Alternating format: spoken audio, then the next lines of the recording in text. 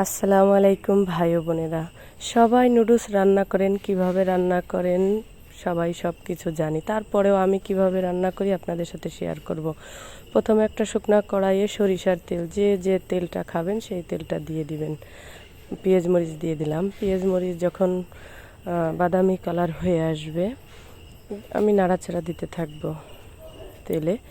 নাড়াচাড়া দিয়ে বাদামি কালার যখন হয়ে আসবে আমি 4টে ডিম ফেটে রাখছিলাম আগে থেকে, সেই ডিমটা আমি দিয়ে দিব। ভাই বোনেরা লক্ষ্য করে দেখুন, রান্না একটা শিল্প।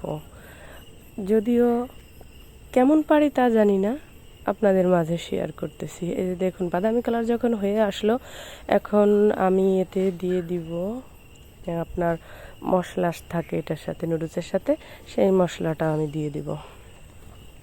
মশলাটা দিয়ে দেওয়ার পরে নাড়াচাড়া দিয়ে আমি পানি দিয়ে দিব, পরিমাণ মতো পানি। নুডলস সিদ্ধ করে রান্না করতে হয় এমন কোনো নিয়ম না, পরিমাণ মতো একটু পানি দিয়ে আমি নুডলস দিয়ে দিব এর ভেতরে। নুডলস দিয়ে এখন ঢেকে দিব। ঢেকে দেওয়া 2-3 মিনিট পরে এই যে আমি তুলে নিলাম ঢাকনাটা। কেমন হয়েছে দেখুন ভিতরটা।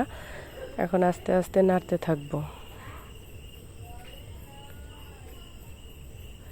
এই যে কি সুন্দর হয়েছে, যেমন শুকনা তেমন ঝরঝরা।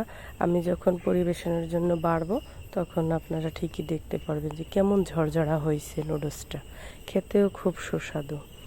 এই যে আমি এখন পরিবেশনের জন্য বাড়তেছি, একদম পারফেক্ট, যেটায় কোনো রকম কোনো অসুবিধা নেই যে জড়াই গেছে একটার সাথে একটা, তাও কিন্তু না, যে না খেলে বোঝা যাবে না যে এটা কেমন ধরনের হয়েছে। তা আমি ভাবলাম অনেকেই অনেকভাবে রান্না করে, কিন্তু হয়তো এভাবে কেউ রান্না করে না, তাই আমি আজকে এইভাবে রান্না করে আপনাদের সাথে শেয়ার করতেছি। এখন আমি এই যে আমার ছেলে মেয়ে মা আসছে, এদেরকে আমি খেতে দিব, আর আমার হাজব্যান্ড বাজারে আছে, সে এসে খাবে। দেখেন খুব সুন্দর হয়েছে, এটা আপনারা বাড়িতে ট্রাই করে দেখতে পারেন কেমন হইল।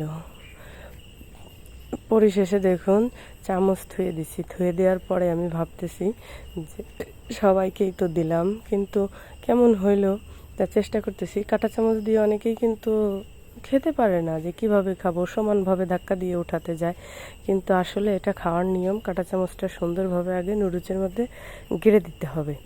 গেড়ে দিয়ে আমি আপনাদেরকে যে দেখাচ্ছি, এই যে গেড়ে দেওয়ার পরে হাত দিয়ে পাক দিবেন, পাক দিলেই নুডলসটা খুব সহজে উঠে যায়।